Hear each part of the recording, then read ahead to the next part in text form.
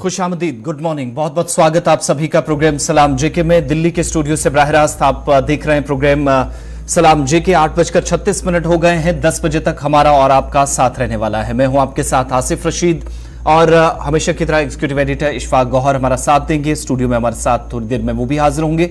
लेकिन जहां तक प्रोग्राम की बात है तो मुख्तलिफ मौज़ूआत से, मुख्तलिफ तबसरों से हम गुजरेंगे। एक एक करके 3 मुख्तलिफ पड़ाव पर हम जाएंगे। सबसे पहले आपको जम्मू कश्मीर और लद्दाख की कुछ अहम और बड़ी खबरें, ताज़ा तरीन कुछ डेवलपमेंट्स दाल हुकूमत नई दिल्ली के अंदर हो रही हैं, उस पर थोड़ी देर में जाएंगे। खबरों का जब तज्जिया होगा, तबसरा होगा, तो जम्मू कश्मीर लद्दाख के मौसम, शाहराहों का हाल, आप सफ़र करेंगे या नहीं, इंतजामिया या मुतलकीन क्या कुछ कहते हैं, उस पर डिटेल्स आपके सामने रखेंगे। इस पर जरूर अपडेट आपको करेंगे। इसके अलावा आज के प्रोग्राम में कौमी और बैनुल अक़वामी सतह की कुछ बड़ी और अहम खबरें आज के प्रोग्राम का हिस्सा रहेंगी, उस पर नजर दौड़ाएंगे। बड़ी डिटेल्स और अपडेट आपके सामने रखेंगे मकामी, कौमी और बैनुल अक़वामी सतह की खबरों के साथ। लेकिन प्रोग्राम का आगाज करते हैं। सबसे पहले आपको हिस्ट्री ऑफ द डे की तरफ लिए चलते हैं तय फॉर्मेट के मुताबिक और आपको बताते हैं, क्योंकि आज फरवरी की 15 तारीख है, साल 2023 का दूसरा महीना। क्यों आज के दिन पर बात करना जरूरी है और आज के दिन की अहमियत तारीख में क्या है। साल 2017 में आज ही के दिन भारत के अंदर एक रिकॉर्ड बना, जहां इसरो ने, जो स्पेस एजेंसी है, जिसने एक साथ 104 सैटेलाइट लॉन्च करके आलमी रिकॉर्ड बनाया। किसी भी एजेंसी ने इस तरह का कारनामा अंजाम अब तक नहीं दिया था। साल 2017 में यह रिकॉर्ड बना इसरो के नाम, जहां 104 सैटेलाइट्स को एक साथ लॉन्च करने का फैसला लिया गया और कामयाबी भी इसरो की टीम ने इसमें हासिल की। साल 2002 में आज ही के दिन अफगानिस्तान में वज़ीर सयाहत अब्दुल रहमान को पीट कर हलाक किया गया और बताया जाता है कि इल्जामात जो तय हुए और बाद में केसेस दर्ज हुए, इसमें बहुत सारे लोग ऐसे थे जो हज की तैयारियां कर रहे थे, लेकिन उनकी जानिब से रुकावटें डाली जा रही थी। सफर महमूद पर जाने के लिए दस्तावेजात न देने पर उनकी जानिब से जो कोशिशें हुई, उस पर गम और गुस्से का इजहार करते हुए लोगों ने उनके साथ मारपीट की, जिसके बाद उनकी मौत हो गई। साल 1961 में आज ही के दिन बेल्जियम में बोइंग 707 तैयारा गिरकर तबाह हुआ। 73 लोगों की जान एक साथ चली गई इस हादसे में 15 फरवरी 1961 को। 1961 के बाद 1869 पर चलते हैं, जहां पर आज का दिन अदब से वाबस्ता लोगों के लिए काफी अहम, क्योंकि उर्दू के मशहूर शायर और अदीब मिर्जा गालिब, या जिनका पूरा नाम असदुल्ला बेग खान था, उनका इंतकाल आज के दिन हुआ। चांदनी चौक दिल्ली के इलाके में जब ब्रिटिश इंडिया का राज था, तो 1869 में आज के दिन मिर्जा गालिब इस दुनिया से चल बसे 15 फरवरी को। तो उनकी खिदमात, जो अदबी खिदमात रही हैं उर्दू और फारसी में बिलखुसूस, उसको याद करते हुए आज उन्हें खराजे तहसीन पेश किया जा रहा है।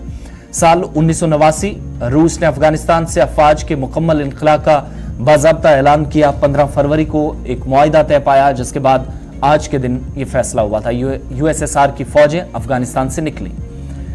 1764 में अमेरिका में सेंट लुइस शहर की बुनियाद रखी गई। वो शहर जहां दुनिया भर के कई बड़ी शख्सियात ने जाकर खुतबे दिए, तकारीर की और दुनिया के अंदर मुख्तलिफ उमूर पर अपनी बात रखी। इस शहर का क़याम 1764 में अमल में लाया गया, या बुनियाद इसकी रखी गई। 15 फरवरी 1689 को 1689 को जर्मनी ने फ्रांस से जंग का बाकायदा ऐलान किया। आज के दिन शुरुआत हुई। जो कोल्ड वॉर थी, वो आज के दिन एक दूसरे पर हथियार बरसाने के हथियारों में तब्दील हुई 15 फरवरी को 1689। और 1950 में सोवियत यूनियन यानी यूएसएसआर और चीन के दरमियान बाहमी दिफा मुआहिदा तय पाया। दोनों ममालिक के दरमियान आज जो चीन और रूस के दरमियान आज आप नजदीकियां देख रहे हैं, नतीजा यह है कि 1950 में जो मुआहिदा हुआ, उस एग्रीमेंट के बाद दोनों मुल्क आ गया है और कई मरतबा अमेरिका के खिलाफ दोनों ममालिक ने एक साथ आवाजें भी बुलंद की। तो हिस्ट्री ऑफ द डे में ये इंपॉर्टेंट पॉइंट्स थे, मुख्तसर पॉइंट्स आपके सामने रखे। हिंदुस्तान और आलमी तारीख में कई अहम शख्सियात आज के दिन आई और कई लोग चले गए। वो सारी डिटेल्स आपके सामने हिस्ट्री ऑफ द डे के इन चंद पॉइंट्स के जरिए आपके सामने रखने की कोशिश। 8:42 हो गए हैं। प्रोग्राम का बाज़ाब्ता ऐलान करेंगे, आगाज करेंगे और सबसे पहले आपको जम्मू कश्मीर के अंदर मौसम कैसा है, कौमी शाहराहों का हाल, ये सब बताएंगे। प्रोग्राम में हमारे साथ ज्वाइन कर चुके हैं एग्जीक्यूटिव एडिटर इशफाक गौहर। बहुत शुक्रिया आसिफ। और सबसे पहले जरा खबरों की जब आगाज करते हैं तो आपको बाखबर करते हैं कि अगर आपने श्रीनगर जम्मू कौमी शाहराह पर सफर करना है, क्योंकि यूनियन टेरिटरी के दो हिस्से हैं, दो सूबे हैं, सूबा जम्मू और सूबा कश्मीर, और दोनों सूबों को एक दूसरे के साथ मिलाती है हमारी एक वाहिद कौमी शाहराह इस वक्त NH-44, जिस पर रात देर कल दिन में भी कई मकामात पर पसियां गिराई। लगातार इंतजामिया हरकत में रही, कोशिश की गई कि दरमांदा गाड़ियों को निकाला जाए, और रात देर गए के बाद आज सुबह से भी यह खबर आई कि पंथेहाल के कई मकामात पर पसियां गिराने का सिलसिला शुरू हो गया था। ताहम वक्फे से शाहराह पर जो पसियां गिराई हैं उससे गाड़ियों की नकल हमल पर भी बुरा असर पड़ रहा है। इंतजामिया की तरफ से पसियां हटाने का काम भी साथ साथ किया जा रहा है, और दरमांदा गाड़ियां जो पिछले कई घंटों से श्रीनगर जम्मू कौमी शाहराह पर दरमांदा है उन्हें आगे चलने की भी इजाजत दी जा रही है। और यही वजह है कि श्रीनगर जम्मू कौमी शाहराह पर सफर करने वाले सभी लोगों से ये दरख्वास्त ट्रैफिक डिपार्टमेंट और सूबाई इंतजामिया की तरफ से की जाती है कि जब भी वो इस कौमी शाहराह पर आज सफर करने का इरादा करे तो सबसे पहले जो मकामी ट्रैफिक कंट्रोल यूनिट है उनके साथ राब्ता कायम करे, उनकी हरी झंडी मिलने के बाद ही घर से रखते सफर बांधे आगे बढ़ने के लिए। जम्मू से श्रीनगर और श्रीनगर से जम्मू कौमी शाहराह पर दोनों तरफों को गाड़ियों को चलने की इजाजत तो आज जरूर होगी। ताहम इतला यह है कि लगातार पसियां गिरा रही है, और पसियां गिराने की वजह से कई मकामात पर गाड़ियों की आवाजाही को रोका भी जा रहा है। ताहम इंतजामिया बर वक्त कार्रवाई भी कर रही है, पसियों को हटाया भी जा रहा है, जिसके बाद वक्फे से गाड़ियों को चलने की इजाजत भी दी जा रही है। यानी कहीं ना कहीं रास्ता खुला भी है, और दूसरी तरफ से अगर आप देखें कि अगर ज्यादा कोई बड़ी पसी गिरा कर आती है और सूरत हाल कुछ और होती है तो फिर रास्ता बंद भी होगा। फिलहाल 50-50 पे रास्ता है, रास्ता चल भी रहा है, रास्ता बंद भी है। इंतजामिया की नजर इस पर है, वर्किंग एजेंसियां ग्राउंड जीरो पर है। अगर आपने सफर करना हो तो आपको भी इस शाहराह पर सफर करने से पहले ट्रैफिक कंट्रोल यूनिट के साथ राब्ता करना होगा। तस्वीरें आप देख सकते हैं रात देर गए से सुबह 7 साढ़े 7 बजे तक की किस तरीके से कौमी शाहराह पर है, जहां पर लगातार पसियां कई मकामात पर गिरा रही है, लेकिन वर्किंग एजेंसियां भी लगातार जो है वो काम कर रही है NH-44 पर। और फिलहाल ट्रैफिक कंट्रोल यूनिट की इत्तला के मुताबिक दरमांदा गाड़ियों को चलने की इजाजत दी जा रही है, और यही वजह है कि अभी तक ट्रैफिक बहाल है और किसी तरीके से अब अभी जो अब आपके साथ बात करें तो रास्ता क्लियर बताया गया है। एक तरफ से ये खबर आ रही है, दूसरी तरफ से यहाँ में सर्दी चल रही है जी, यानी बर्फबारी का मौसम भी है। अगरचे महकमे मौसमियात की इत्तला के मुताबिक आने वाले 24 घंटों के दौरान मौसम का मिजाज बेहतर रहेगा, लेकिन जब आप ये तस्वीरें देखेंगे तो आपको अंदाजा होगा कि बालाई इलाकों के अंदर किस तरीके से शिद्दत की बर्फबारी हुई है। और ये गगनगीर गांधरबल की तस्वीरें हैं, जहां पर मौसम के अंदर थोड़ा सा ठहराव आया, थोड़ी सी धूप बाहर आई, तो उसके फौरन बाद बॉर्डर रोड्स ऑर्गेनाइजेशन मैदान में आई, और बॉर्डर रोड्स ऑर्गेनाइजेशन ने श्रीनगर लद्दाख कौमी शाहराह पर एक बार फिर बर्फबारी को हटाने, जो बर्फ जमी हुई बर्फ है उसको हटाने का काम हाथ में लिया है। और कल दिन से अभी तक जो इतलात आ रही है कि कई डोजर जो BRO के हैं वो लगातार स्नो कटर जो है वो इस हिमालयी पर्वत के इस हिस्से के अंदर इस वक्त काम कर रहे हैं, और लगातार बर्फ हटाने का काम जो है वो जारी है। तस्वीरें आपके सामने है गगनगीर सोनमर्ग की, जहां पर BRO की 122 RCC कंपनी जो है वो लगातार पिछले कई दिनों से काम कर रही है। जो ही बर्फबारी रुक जाती है, सूरत हाल थोड़ी सी बेहतर होती है, तो इस कौमी शाहराह पर काम किया जाता है, बर्फ को हटाया जाता है, ताकि वक्त मुकर्ररा पर गाड़ियों को चलने की इजाजत यहां से मिल सके। फिलहाल सूरत हाल क्या कुछ है, गाड़ियां चलना तो नामुमकिन है, क्योंकि डोजर जिस मुश्किल के साथ अभी बर्फ उठा पा रहा है, और जितनी शिद्दत की बर्फबारी इस सेक्टर के अंदर हुई है उससे साफ लग रहा है कि अभी मजीद वक्त लगेगा इस कौमी शाहराह को खुलने के हवाले से।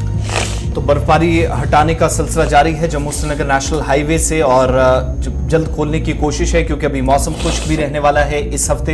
तो शायद ये एक मौका है बॉर्डर रोड ऑर्गेनाइजेशन की 122 RCC के पास, जो मुसलसल इस इलाके के अंदर बर्फानी तोदे भी आए, लेकिन उसके बावजूद भी काम कुछ एक इलाकों में जारी रहा। बीच में खलल पड़ा और फिर से अब मौसम खुशगवार हुआ, हल्की धूप खिल रही है, तो भारी मशीनरी का इस्तेमाल करके गगनगीर से सोनमर्ग रास्ते को साफ करने की कोशिश जारी है, जो एक अहम स्ट्रेच श्रीनगर और जो लेह हाईवे है उस पर माना जाता है। अब जब खराब मौसम की बात हो रही है, मौसम सरमा में आपको याद होगा कि नवंबर दिसंबर में अलग अलग शेड्यूल सामने आए थे, और इंतजामिया की जानिब से सरकारी स्कूलों में या गैर सरकारी स्कूल, तमाम स्कूलों को चाहे वो विंटर या समर्स के अंदर आ रहे थे, अलग अलग शेड्यूल बनाकर छुट्टियों का ऐलान कर दिया गया था। उसके बाद कुछ एक वक्फे के बाद कॉलेजों को भी छुट्टियां कर दी गई, लेकिन बिलाखिर वो दिन खत्म हुआ और सरमा की तातीलात खत्म हो गई। 14 फरवरी तक जो छुट्टियां थी वो खत्म होने के बाद आज यानी 15 जनवरी से दोबारा वादी कश्मीर के साथ साथ जम्मू के भी अंदर कुछ कॉलेजेस खुलेंगे। तैयारियां बड़े पैमाने पर पहले से की जा रही थी। इदारों को आज खोलने का फैसला ऑफिशियली लिया गया है और जो छुट्टियों का ऐलान किया गया था वो खत्म हो गई है। और विंटर वैकेशंस खत्म होने के बाद वादी के अंदर और जम्मू में विंटर जोन्स में जो आने वाले कॉलेजेस हैं वहां पर भी तय शेड्यूल के मुताबिक आज खुलेंगे। तकरीबन ये 50 दिन का वक्फा था, तो 50 छुट्टियों के बाद दोबारा से आज कॉलेजेस खुलेंगे। बच्चे स्कूलों में तो अभी वक्त मजीद है, 19 फरवरी तक इसी तरीके से छुट्टियां हैं और जो 12वीं जमात तक के तलबा हैं वो 19 तारीख को आएंगे और जो अप टू 10th है वो 28 तारीख तक छुट्टियां फिलहाल मनाएंगे। लेकिन जो कॉलेज जाने वाले तलबा है उनकी छुट्टियां खत्म हो चुकी हैं। और आपको याद होगा कि जम्मू सूबे के अंदर जहां पर ऐलान के मुताबिक 1 जनवरी से 10 जनवरी तक छुट्टियां नहीं थी, 2023 के पहले महीने के दौरान वो खत्म हो चुकी हैं। दिसंबर 2022 में जम्मू कश्मीर जो हायर एजुकेशन डिपार्टमेंट है, आला महकमा तालीम का महकमा है, उसने तमाम डिग्री कॉलेजेस जो सरकारी डिग्री कॉलेजेस हैं उनके अंदर तातीलात का ऐलान किया था। उसके मुताबिक हमने विंटर जोन और समर जोन में थोड़ा सा ब्रेक देकर जम्मू सूबे के अंदर और कश्मीर वादी में अलग अलग मौसमी हालात को देखते हुए अनाउंसमेंट हुई थी। लेकिन 27 दिसंबर को जिन छुट्टियों का ऐलान वादी कश्मीर के कॉलेजेस के लिए, जम्मू सूबे के अंदर विंटर जो सेशन में आने वाले कॉलेजेस हैं उनके लिए 27 दिसंबर से जिन तातीलात का ऐलान हुआ था वो खत्म हो गई है। और 50 दिनों के बाद आज दोबारा से कॉलेजेस वादी कश्मीर में, शुमाल जनूब में और जम्मू सूबे के अंदर जो विंटर जोन में आने वाले कॉलेजेस हैं उनको अब से कुछ देर बाद खोल दिया जाएगा और क्लासेस दोबारा से ऑफलाइन शुरू हो जाएंगी।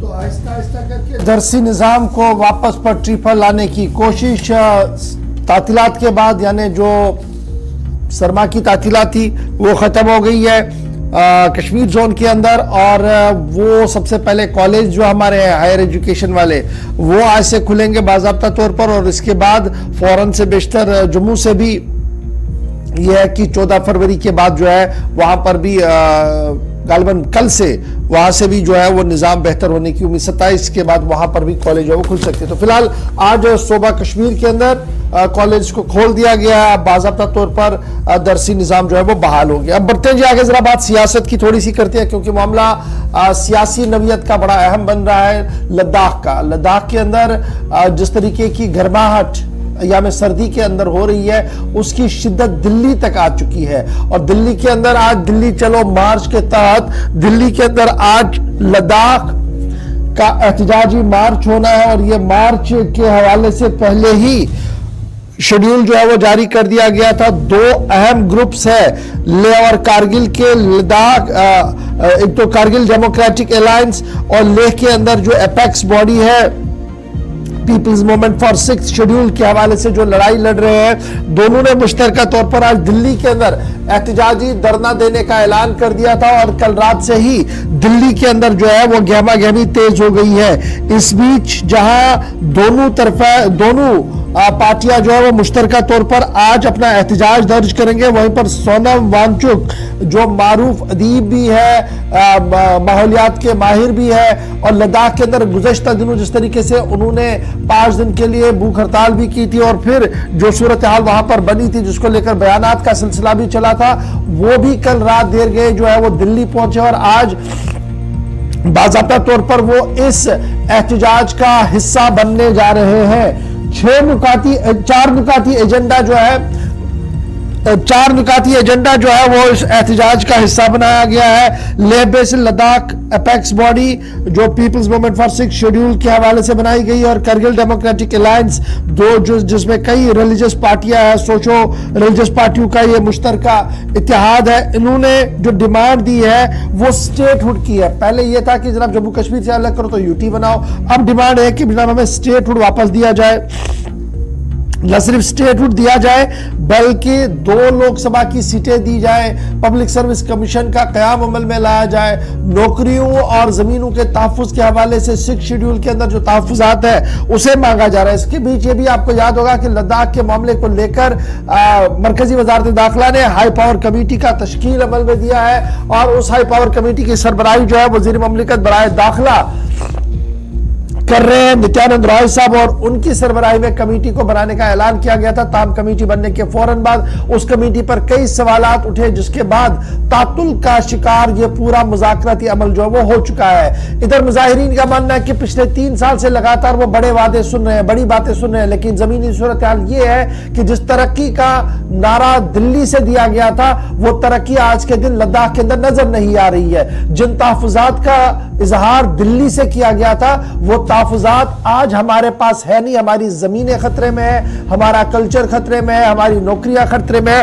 और नौजवानों का मुस्तकबिल हर दिन गुजरने के साथ तारीख हो रहा है, यह मुजाहिरीन कह रहे हैं। और यही वजह है जब 3 साल से लगातार हम बात करने की कोशिश कर रहे तो बात सुनी नहीं गई, तब जाकर लद्दाख से एहतजाजी मार्च जम्मू पहुंचा, और जम्मू के बाद आज दिल्ली के अंदर मोर्चा जन है जी, एहतजाजी मुजाहिरीन। सीधे अपने नुमाइंदे के पास चलेंगे जी।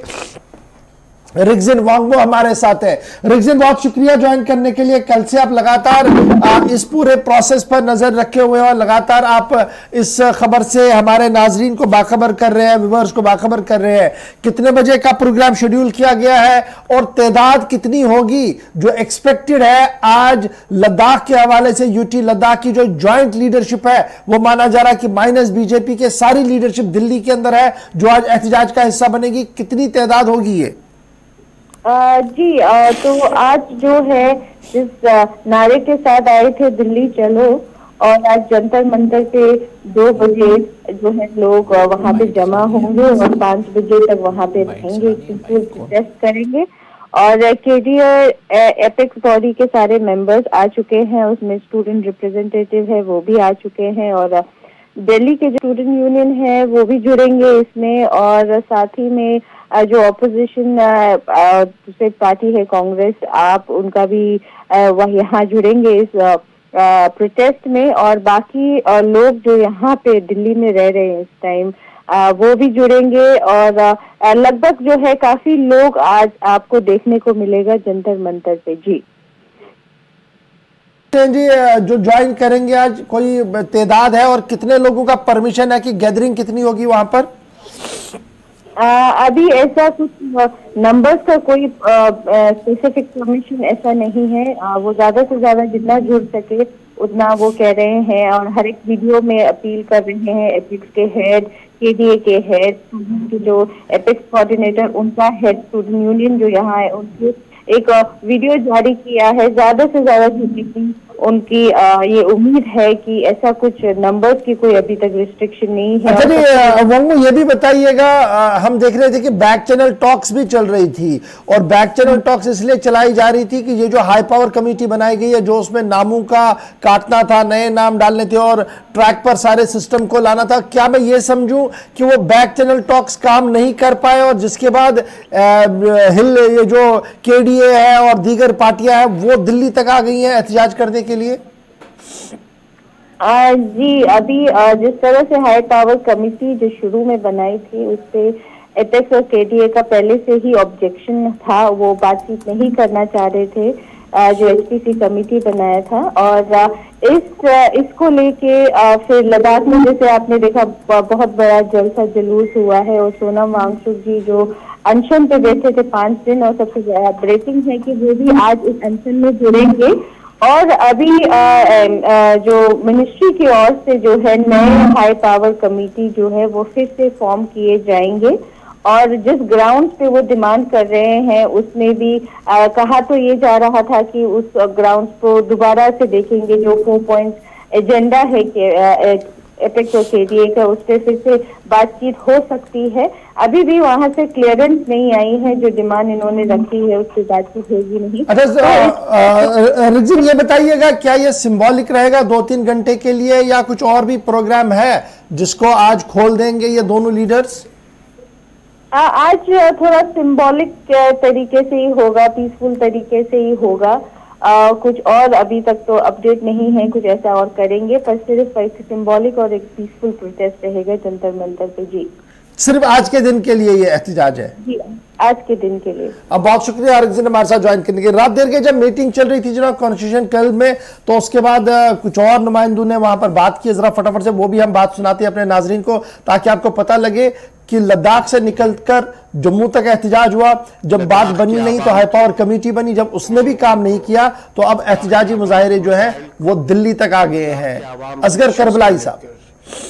केडीए और अपेक्स बॉडी दिल्ली में जंतर मंतर पे अपनी इश्यूज को गवर्नमेंट ऑफ इंडिया और रेस्ट ऑफ द कंट्री के लोगों को पहुंचाने जा रही है। और ये आवाज हमारी 4 डिमांड्स को लेके है, जिसमें statehood, 6th schedule, job reservation and recruitment, PSC, separate seat for Leh and Kargil. In 4 demands को लेकर पूरी लद्दाखी आवाम के कायदीन और दिल्ली में मौजूद जितने भी और दिल्ली के आसपास के रियासतों में भी मौजूद जितने भी लद्दाखी हैं, उन सबों से दिल्ली गुजारिश है कि वो कल 15 फरवरी को जंतर मंतर पे आए और अपनी दिल्ली आवाज लद्दाख के मुस्तकबिल को लेकर, लद्दाख के फ्यूचर को लेकर और लद्दाख के भविष्य में किस तरीके से लद्दाखियों को जिंदगी जीना है, उसके लिए जंतर मंतर पे पहुंच जाए। ठीक 1 बजे हमारा प्रोटेस्ट शुरू होगा, जिसमें हमारे कायदीन लोगों से मुखातब होंगे। चलिए जनाब, आप सुन रहे थे असगर करबलाई साहब को कि किस तरीके से वो अपनी बात रखने की कोशिश कर रहे थे। बहरहाल आज हमारी नजर रहेगी, आपको पल पल का अपडेट करेंगे। सोशल मीडिया पर आप बने रहेंगे ताकि आप देख पाएंगे कि कितने लोग वहां पर जमा होंगे, किस तरीके की बात होगी और खबरों के अंदर की खबर क्या कुछ होगी आपको बताएंगे खबर तह तक, जंतर मंतर से लद्दाख के इस एहतजाज के मुजाहिरे के हवाले से। फिलहाल बढ़ते हैं जी आगे, बात जरा करते हैं उस बड़े और अहम फैसले की जो गुज़श्ता दिनों सुप्रीम कोर्ट की तरफ से सामने आया। आपको याद होगा कि सुप्रीम कोर्ट ने हदबंदी कमीशन की को लेकर अपनी बात सामने रखी है और उसी बात को लेकर अब और कुछ चीजें जो वो आहिस्ता आहिस्ता करके खुलकर सामने आई है। सुप्रीम कोर्ट जो बयान सामने आया उसके मुताबिक सुप्रीम कोर्ट ने बाज़ाब्ता तौर पर हदबंदी के अमल को जायज करार दिया है और फिर दूसरी बात यह भी कही है कि पार्लियामेंट ऑफ इंडिया के पास यह दायरे इख्तियार है कि वो किसी भी रियासत की तश्कील कर सकता है और किसी भी रियासत का दर्जा जो है वो कम भी कर सकता है। और ये कहा गया कि जनाब ये जो एक्सप्लेनेशन है ये क्लियर कट है जी पार्लियामेंट के कानून क्लास ए आर्टिकल 3 के तहत, जिसमें नई रियासत बनाना, ऑल्टर बाउंड्रीज करना, स्टेट पावर्स को ऊपर नीचे करना, ये सब कुछ जनाब इसके अंदर है। और इसी का इस्तेमाल किया गया जी जम्मू कश्मीर के अंदर भी, जब वहां पर 5 अगस्त 2019 का फैसला लिया गया, जब 370 और 35A को खत्म कर दिया गया और फिर नोटिफिकेशन जारी कर दी रीऑर्गेनाइजेशन एक्ट के हवाले से 31 अक्टूबर 2019 को। अब ये मोटी मोटी 2 बातें हैं जी जो हमने पढ़ी है, जो हमें समझ आ रही है, लेकिन इसको जरा मजीद समझने की जरूरत है कानूनी माहिरीन से, क्योंकि इसका असर कितना उस मरकजी अपील पर पड़ेगा, उस दरख्वास्त पर पड़ेगा जो मुख्तलिफ सियासी जमातों की तरफ से दी गई है पार्लियामेंट के अंदर कि 370 और 35A का जो फैसला लिया गया जी वो सही नहीं है। हसनैन मसूदी साहब मेंबर पार्लियामेंट है साउथ कश्मीर के, लेकिन एक बड़ी खूबी इनकी ये है कि ये लॉ नोइंग है, ये जस्टिस रह चुके हैं जम्मू कश्मीर लद्दाख हाई कोर्ट के अंदर और माहिर है तमाम तर इन मामलात को लेकर। मसूदी साहब बहुत बहुत शुक्रिया सर ज्वाइन करने के लिए। हदबंदी के मामले पर सुप्रीम कोर्ट का गुज़श्ता दिनों फैसला आया, एक बात उन्होंने अपनी रखी, कहा कि जनाब ये हमारे पास आ ही नहीं सकता क्योंकि कानूनी दायरा है हदबंदी का, तो ये वहां पर जाना चाहिए था। दूसरी बात जो अब सामने आ रही है वो कह रही है कि जनाब रियासतों का कयाम, रियासतों की बाउंड्रियों को चेंज करना, दायरे इख्तियार का हवाले से जी बाज़ाब्ता तौर पर कानून का सहारा लिया गया और क्लास ए से आर्टिकल 3 का जो जिक्र किया जा रहा है, क्या मैं ये समझूं कि एक लाइन क्लियर की जा रही है सुप्रीम कोर्ट की तरफ से कि आने वाले दिनों में अगर बड़े केस पर फैसला सुनवाई होती है 370 और 35A वाले मामले पर, तो ये सारी चीजें कल्प होंगी वहां पर, कहा जाएगा कि ऑलरेडी सुप्रीम कोर्ट ने कई चीजें वाजगाब अल्फाज में बता दी थी। नहीं देखिए श्रीवास्तव साहब, ये जो अर्जी थी इसमें जो अर्जी गुजार थे उन्होंने अपनी वजूहत की क्या वजूहत थे, तो उन्होंने रियासत एक्ट को चैलेंज नहीं किया और यही पहला एतराज था कि उसका जो है रेफरेंस दी जा रही है इस पिटीशन में, लेकिन इन्होंने चूंकि उसको चैलेंज नहीं किया था, लिहाजा सुप्रीम कोर्ट ने कहा कि जो ये फैसला है ये फैसला मुतासिर नहीं करेगा जो रियासत एक्ट के खिलाफ जो चैलेंज है और जो पिटीशन 5 जज की जो आईनी बेंच है उसके सामने समात है उसको ही मुतासिर नहीं करेगा। यह महदूद ये इस हद तक था कि 2011 का जो सेंसस है क्या वो इस्तेमाल हो सकता है, 170 का मामला जो है, और क्या 226 से पहले जब ये फैसला किया गया 226 से पहले कहीं डिलिमिटेशन होगी नहीं, और ये ऑर्डर भी उसको तरमीम करके आसाम को निकाला गया और आंध्रा को निकाला गया, तो सारे वो मामला थे। लेकिन जो बुनियादी मामला है उस मामले का इसमें तज़किरा नहीं किया गया था, तो इसी वजह से सुप्रीम कोर्ट जी की जो 2 जज की जो बेंच थे जिन्होंने इसकी समाअत की, उन्होंने कहा कि ये फैसला इसका इतलाक नहीं होगा या ये अप्रूवल नहीं माना जाएगा रियासत एक्ट 2019 का।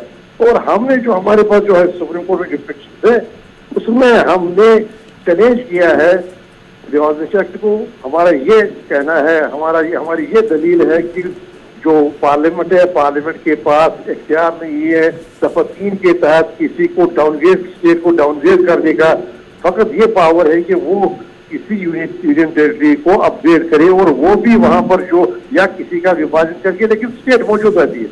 लेकिन इस वक्त साहब जैसे यूपी को किया गया, उत्तराखंड निकाला गया लेकिन यूपी मौजूद रही, इसी तरह आंध्रा मौजूद रहा, तेलंगाना को निकाला गया, क्योंकि ये जो कानून में लिखा है, ये जो भारत है जो हमारा मुल्क है, ये यूनियन ऑफ स्टेट्स, ये जो सारे सूबे सूबों का इत्तेहाद है। आप किसी सूबे को एकदम ही खत्म नहीं कर सकते क्योंकि इसकी शिनाख्त है, इसका जो तशक्कुस है, उसका जो वहाँ का जो इस सारी इत्तेहाद है उसकी शरकत है, उसको आप मुतासिर नहीं कर सकते। लिहाजा ये जो जजमेंट है, इस जजमेंट से हमारा जो केस है वो मुतासिर नहीं होता और इसका बरमला इजहार किया है सुप्रीम कोर्ट की जज साहबान ने इसी जजमेंट। अच्छा, ये जो मैं मसूदी साहब आपसे एक चीज बड़ी हमारे नाजरीन भी जानना चाहिए, ये जो कहा जा रहा है कि पार्लियामेंट का जो कानून है जी, क्लास है ऑफ आर्टिकल 3, उसके तहत parliament of India, government union of India को ये इख्तियार है एक्सप्लेनेशन सेकंड के तहत कि वो नई रियासत का क़याम अमल में ला सकते हैं।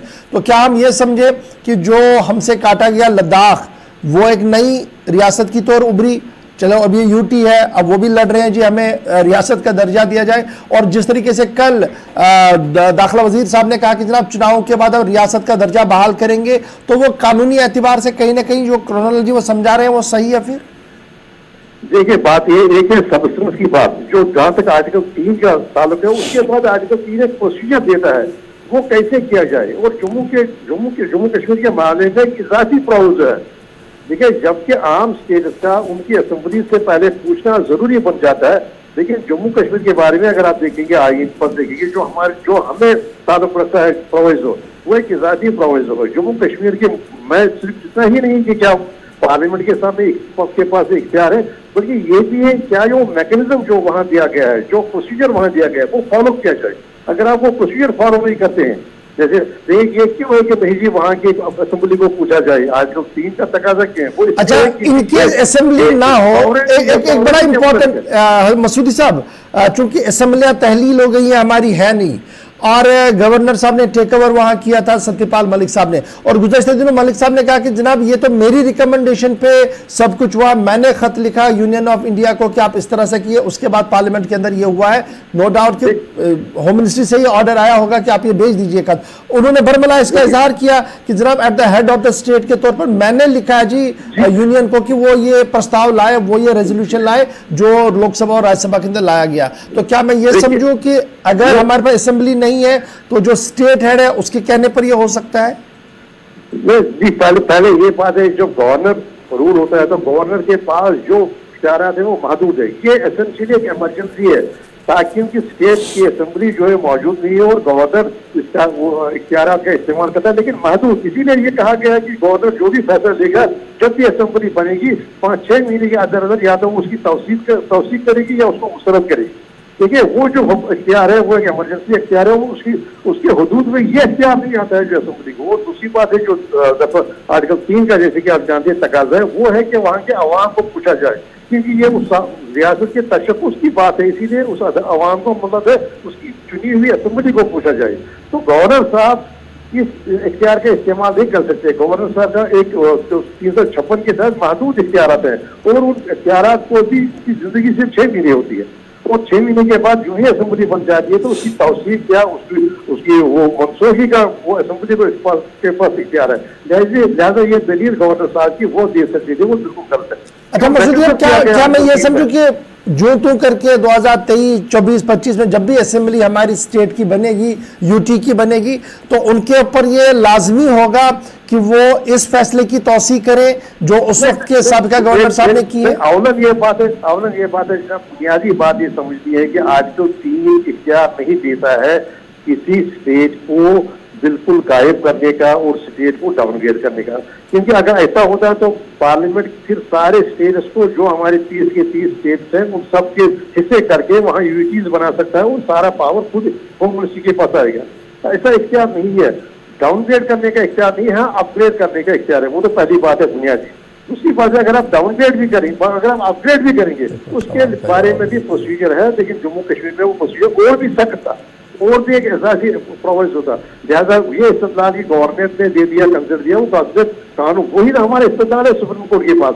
क्या मसूद साहब, एक आखिरी चीज बड़ा इंपॉर्टेंट है जो लोग भी जानना चाह रहे हैं, जब भी इंतखाबात जम्मू कश्मीर के अंदर होंगे, असेंबली बनेगी, क्या उनको इस फैसले की तौसीक करना जरूरी है, या अब उनके लिए दायरे इख्तियार में यह नहीं है, जो हो गया फैसला वो चलता रहेगा, जब कोर्ट फैसला सुनाएगा तब देखा जाएगा? देखिए अव्वल बात यह है कि ये सारा गहराई है और कॉन्स्टिट्यूशन बेंच के सामने है, वो तो है ही है। और कॉन्स्टिट्यूशन बेंच ने जब हमारे दलाइल में कोई देखी, कोई उनको देखा परखा, तब ये कॉन्स्टिट्यूशन बेंच को भेजा गया कि हाँ ये मामला है जो आइन का मतलब है। दूसरी बात है असेंबली का, ये तो बिल्कुल एक बेस लाइन है, असेंबली का इख्तियार है कि जो भी इमरजेंसी का एक मामला होता है, जैसे 356 जो है, अगर असेंबली नहीं है तो गवर्नर साहब को गवर्नर राज किया गया, सदर राज किया गया, तो उसकी सीमित होती है उसकी जो लाइफ है। वो जब असेंबली कन्वीन हो जाएगी तो वो जाहिर सी बात है उसके पास इख्तियार है कि वो सारी चीज को मनसूख करे। चलिए, बहुत शुक्रिया जी मसूद साहब ज्वाइन करने के लिए। जनाब ये तो मुख्तसर सी बात थी, क्योंकि ये बड़ा कल से ये बात जब चल रही थी तो बहुत सारे लोग कह रहे थे कि जनाब इसका थोड़ी सी डिबेट हो, थोड़ी सी रोशनी हो जाए, तो हमने सोचा कि जनाब चलो माहिर कानून से भी पूछा जाए कि क्या कुछ है, लेकिन क्या कुछ हो सकता है इसमें वो आपके सामने रख दिया हसनैन मसूदी साहब ने। छोटा सा ब्रेक होगा जी, ब्रेक के उस पार आएंगे तो आपको बताएंगे कि कमर कस लीजिएगा, क्योंकि सर्विस सिलेक्शन बोर्ड का एक बड़ा फैसला सामने आया है। क्या वो फैसला, उस पर गुफ्तगू करेंगे। फिर राहुल गांधी का कश्मीर का दौरा है, कैसा दौरा रहेगा, इस पर भी गुफ्तगू करेंगे। और कश्मीरियों ने एक बार फिर कश्मीरियत को जिंदा रखा है, तरक्की के लिए क्या कुछ इमदादी सामान भेजा जा रहा है, उस पर बात करेंगे, डिटेल के साथ आपको दिखाएंगे, तस्वीरों के साथ। कुछ मजीद खबरें भी, बने रहिएगा हमारे साथ। छोटा सा ब्रेक।